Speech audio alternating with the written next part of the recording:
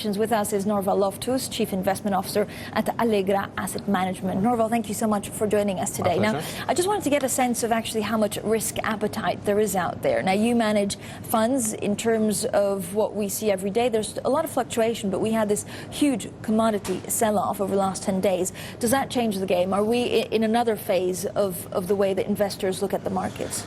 Well, I mean, frankly, we're advising a very large family office in terms of how to best maximize their return for the amount of risk that they have in their portfolio. Mm-hmm. So it's a very important question that you're asking. And essentially, I think there was a kind of quite an important watershed for global investment as a whole. The commodity sell-off was something that had perhaps been sort of overdue for a certain period of time. You know, the fact of the matter was there was a lot of speculative money chasing markets reaching new highs on an ongoing basis. And I don't think it's a fundamental rewrite of the demand for commodities, but perhaps that you need to take a new cycle. But does it mean that we're going to see a correction on all of the markets in the next couple of months? Are we talking about asset bubbles? And if there are asset bubbles, is there a real risk that these will burst? Well, I think asset bubbles are shifting and they're changing size.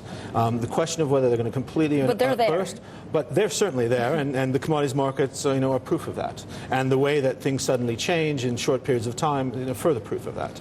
So, yeah, there's a lot of risk in the system on an ongoing basis. We see these stories sort of changing, morphing, but not necessarily being resolved. Mm-hmm. So, yeah, it's a very important time to maintain a slightly risk-averse outlook and to make sure that you're getting the return for your unit of volatility in your portfolio. So what are you most concerned about right now? We're talking about inflation. We're talking about, interest rates staying at a record low, this cheap money coming out there. We also talk about, of course, this debt crisis continuing in Europe with really no end in sight.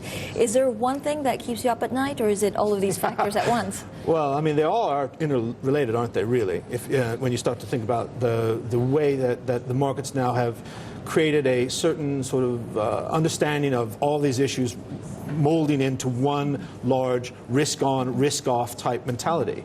And I think that either you're very nimble and you have the ability to sort of move your modes of thinking based on the anticipation of immediate events forthcoming, or you have to just stay back and be very cautious because, as you say, the European debt crisis is not necessarily being resolved. We see new phases, but certainly nothing close to resolution.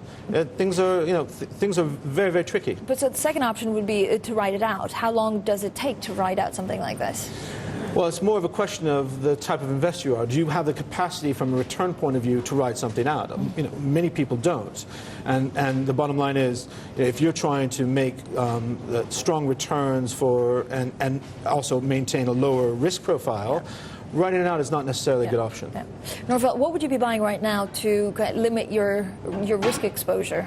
Well, in order for us to maintain to meet the sort of targets that we're looking to make based on our volatility exposures, we've been involved in European high yield. Mm-hmm. We've looked a lot at Asian fixed income, a lot of the Chinese deals.